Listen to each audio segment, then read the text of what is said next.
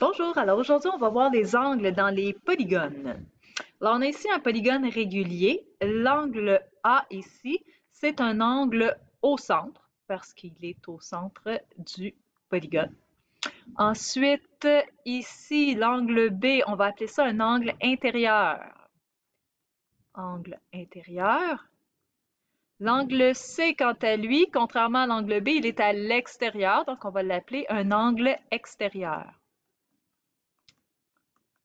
Faut faire attention ici, l'angle C, ce qu'il a de particulier, c'est que oui, il est à l'extérieur, mais il est formé par le prolongement d'un côté du polygone.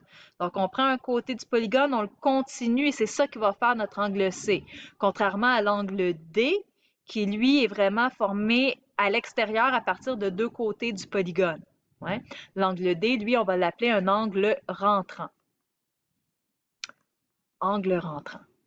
Vous avez aussi vu par le passé différents types d'angles. Un angle de 90 degrés, c'est un angle droit. Un angle de 180, c'est un angle plat. Et un angle de 360, c'est ce qu'on appelle un angle plein. Tout ça ici, c'est à savoir par cœur. Vous pouvez vous mettre une petite note comme ça ici. Rajouter de la couleur. Donc, à savoir par cœur les noms des différents angles, il va falloir savoir les reconnaître et on va voir un petit peu plus tard comment calculer chacun de ces angles-là. Pour faire ça, on va avoir besoin de comprendre c'est quoi une diagonale. Alors, une diagonale, c'est un segment joignant deux sommets non consécutifs. Des sommets non consécutifs, c'est des sommets qui ne se suivent pas. Comme par exemple, si je prends ce sommet-là, lui ici, ce serait un sommet consécutif. C'est celui qui vient tout de suite après. Lui, il ne serait pas consécutif. Donc ça, ce serait correct. Je pourrais les rejoindre et ça me ferait une diagonale. Ouais, donc je peux avoir une diagonale ici.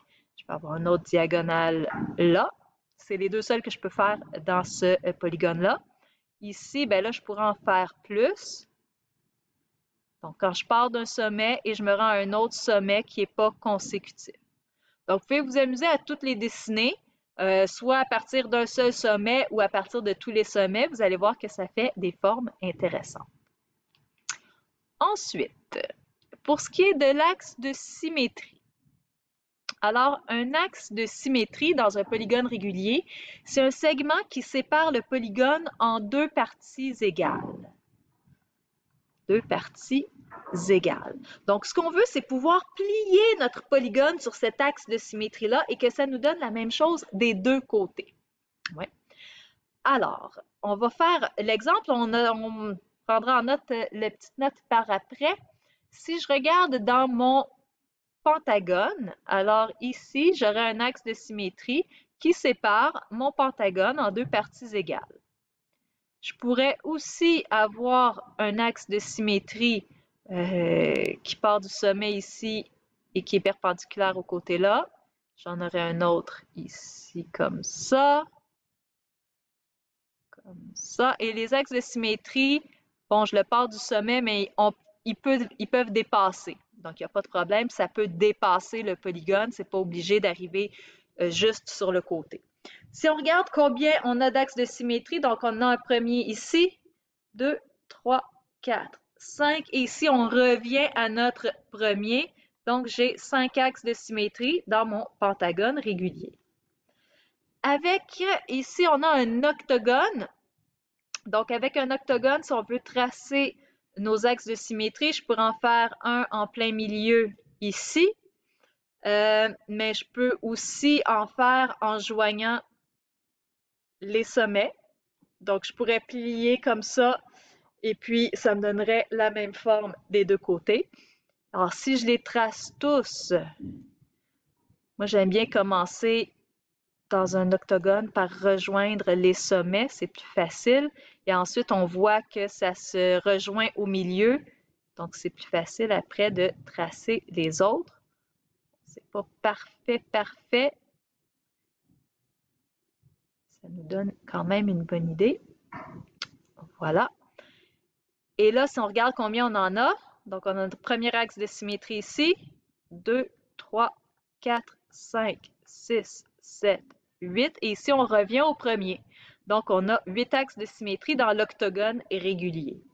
Alors, Petite note, il y a autant d'axes de symétrie dans un polygone régulier qu'il y a de côtés. Voilà.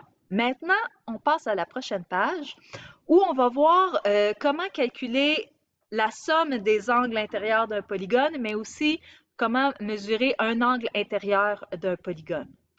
Donc, pour ça, on va avoir besoin de la diagonale. On a ici des exemples de polygones qui ne sont pas réguliers et on a tracé une diagonale à partir d'un seul sommet. Donc, ici, on a choisi pour le premier, qui est un quadrilatère, on a choisi le sommet ici, on a tracé une diagonale. Ici, on a 5 côtés, donc c'est un pentagone. On a choisi ce sommet pour tracer 2 diagonales. Ici, on a un hexagone qui n'est pas régulier, 6 côtés, et on a tracé nos diagonales. Donc, on a le nombre de côtés et le nombre de triangles. Dans notre quadrilatère, 4 côtés. Si on trace nos diagonales, il y en a une seule qu'on peut faire. Ça sépare notre quadrilatère en 2 triangles. Ici, 5 côtés, un pentagone. Et en traçant les diagonales, ça nous donne 3 triangles. 6 côtés, 4 triangles. Donc, si on regarde le nombre de côtés et le nombre de triangles, j'ai toujours 2 triangles de moins que le nombre de côtés. Donc, si je veux généraliser, si j'avais n côtés, ben, j'aurais 2 triangles de moins, donc j'aurais n moins 2 triangles.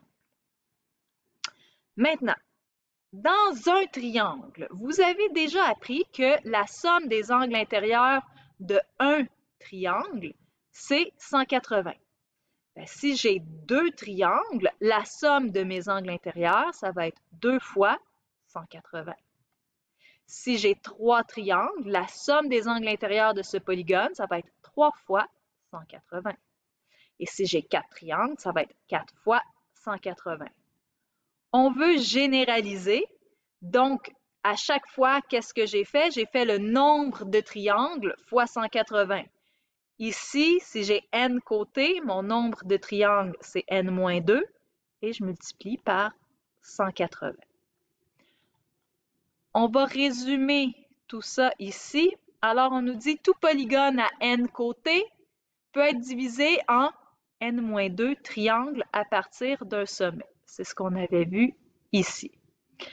On a fait un petit rappel, la somme des mesures des angles intérieurs d'un triangle, c'est 180. Donc, pour un triangle, ça, c'est quelque chose que vous avez déjà vu. Et donc, la somme des angles intérieurs d'un polygone, c'est le nombre de triangles fois 180. La formule, on va faire 180 fois n-2, qui est la même chose que faire n-2 fois 180. C'est juste qu'on préfère mettre le 180 devant. Un peu comme en algèbre, quand on mettait le coefficient devant les variables, c'est un peu la même logique ici. Ça, c'est vrai pour n'importe quel polygone, qu'il soit régulier ou pas régulier. Donc, par exemple, si on y va avec un quadrilatère, ça peut être un carré, un rectangle, un trapèze, un losange. C'est quoi la somme des angles intérieurs d'un quadrilatère? Bien, on sait un peu intuitivement que c'est 360. Et si on teste ici, un quadrilatère, ça a 4 côtés, donc 180 fois 4 moins 2. 4 moins 2, ça donne 2. 2 fois 180, 360, qui est la somme des angles intérieurs d'un quadrilatère, que ce soit un carré, un rectangle, un trapèze, donc que ce soit régulier ou non régulier. Maintenant, si on veut l'angle intérieur d'un polygone régulier, ça veut dire que tous mes angles sont pareils. Si tous mes angles sont pareils, bien, je peux prendre la somme puis diviser par le nombre d'angles que j'ai. Le nombre d'angles est équivalent au nombre de côtés. Donc, ma formule sera 180 fois n-2, qui est la somme des angles, divisé par le nombre d'angles ou le nombre de côtés pour en connaître un seul. Ça, c'est vrai si tous mes angles sont pareils, donc si mon polygone, il est régulier. Maintenant, si on veut un angle au centre, dans un angle au centre, on avait vu tout à l'heure que ça ici, c'est un angle au centre. Si je prends l'exemple du pentagone régulier ici, ben, j'ai combien d'angles au centre? En tout, j'en ai 5. Puis mes 5 angles au centre vont tous mesurer la même chose. Si je les mets tous ensemble, mes angles au centre, ça va faire un angle plein, donc un angle de 360 degrés. Si je veux un angle au centre, ben, je prends mon 360 degrés et dans ce cas-ci, je diviserai par 5. Si je veux généraliser ma formule, je divise par le nombre de côtés de mon polygone. Donc, 360 divisé par le nombre de côtés. L'angle extérieur. Est-ce qu'on se souvient c'est quoi un angle extérieur? Angle extérieur ici, c'est le prolongement d'un côté du polygone régulier. Ouais, et c'est à l'extérieur. La formule pour ça, on peut utiliser 360 divisé par n. Même chose que l'angle au centre. Notre angle extérieur va mesurer la même chose que l'angle au centre dans un polygone régulier. Je ne ferai pas la démonstration ici. On a déjà fait la démonstration pour l'angle intérieur. L'angle extérieur, je ne vous ferai pas la démonstration.